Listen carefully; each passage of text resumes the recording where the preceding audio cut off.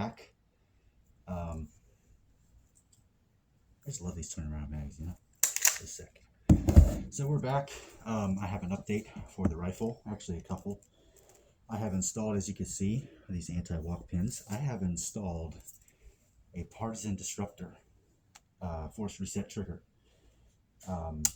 Now, the main takeaway from this is that it's kind of a clone, but they have their own patent. You know, they say U.S. patent number on there, whatever their patent is. But it looks and works very similar to the way the rare greed FRT does. And I'm cautiously optimistic. I hope that this finally works. I've been through a lot of different ups and downs so far. You know, trying to get this thing, you know, with NFA compliant full auto fire. Update with Atrius. They contacted me on Tuesday when I went and tried to shoot this thing. They said they're going to put it forward to the right people, you know, get in front of somebody else. So far, I've heard nothing back. I'm not saying that's positive or negative. I'm just telling you what happened to me. Remember, I am a nobody. So however they treat me is how they're going to treat you. That being said, I did ignore the ancient scrolls, and I once again ordered from Optics Planet, but I quadruple checked, and this thing was in stock. So I'm got some first impressions of it, shall we say. So the selector,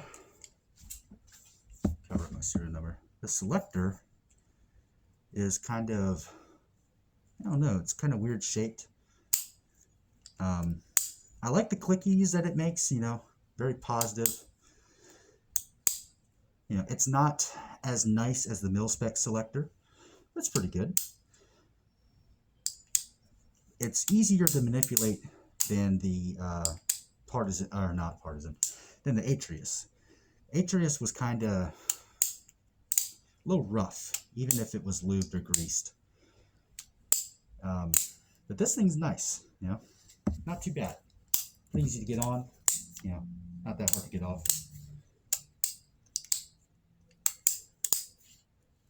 So, points for that. It's okay. The only thing is, it does have a kind of a sharp edge on this side, near this little screw that's in it.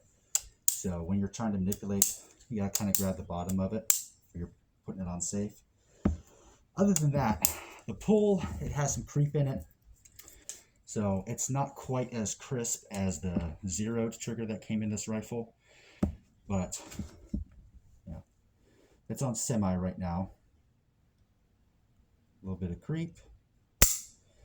And a break. And then the reset. Right there.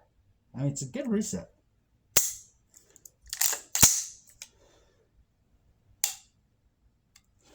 The weird thing is, I can feel the trigger moving forward, even in semi-auto, like something's like trying to force it forward. I don't know if you can see that. It doesn't reset though. Like, I don't know if you can see. So I don't know what that's about. Maybe that's just how this thing works. I'm not really, haven't really dealt with stuff like this before. You put it on the third mode, then resets.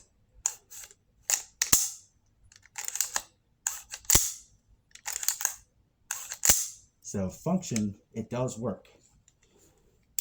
Weird thing, you can go from the third position to semi with the hammer down. You still can't drop the hammer and go to safe, you know, like the normal AR safety. But you can switch between the two. You know, it's, you know, just something to note. Another modification I've made since last time, I got a new stock. got a Magpul DT. I love the CTR. CTR is a great stock, but mine has seen a lot of use. Probably pushing 12,000 rounds in 3 years of use. Been dropped on hikes and banged into trees and whatnot in the mountains. So this one's very tight. Still wobbles just a tiny bit, but that is fine. They all will do that unless you get a SOP mod stock from B5 or Bravo Systems, I should say. But you know, I'm not dropping $120 on a fucking rifle stock. This is $60. It'll do the job just fine. And the length of pull is, get this thing out of the way. Length of pull is identical. You know, I don't need to choke up on it. My hat's in the way, but feels exactly the same. So good presentation. I think that this grippy surface is a little bit better than the CTR. My arms are getting tired. So far I like the stock. Again, this is simply first impressions. It does have QD mounts, but they don't swivel around a lot. So they kind of have these tactile positions. And I wish there was a position in between, like right there, angled. But it's either this or straight up and down. And I'm not doing it straight up and down because the sling is going around my shoulder. So it'll just have to be like this. I'll probably shoot sometime this week. Probably go early in the morning, see if we can diagnose any possible issues that'll turn up. Another thing that I want to note, again, I'm not going to open the rifle because you have to put this back together a little bit different. Might talk about that later. I did put a Tromix H2 dead blow buffer in here. This buffer's great. Soaked up any muzzle rise that you might have had before.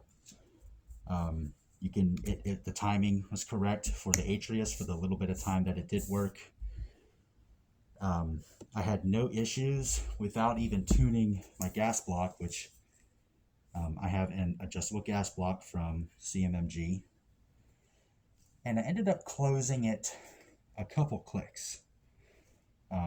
While I was trying to get that Atrius to work before I realized it sheared off the bottom of it, which still have it right there. That little shiny bit right there sheared it the fuck off. Right there. But I opened the gas up all the way. I even closed it off enough that it wouldn't cycle. It wouldn't even eject. And I settled on, I believe, 4 clicks from closed. So, you know, pretty closed off. And this thing ran just fine. Still has the recoil spring that this thing came with. Still has the CMMG bolt carrier and bolt.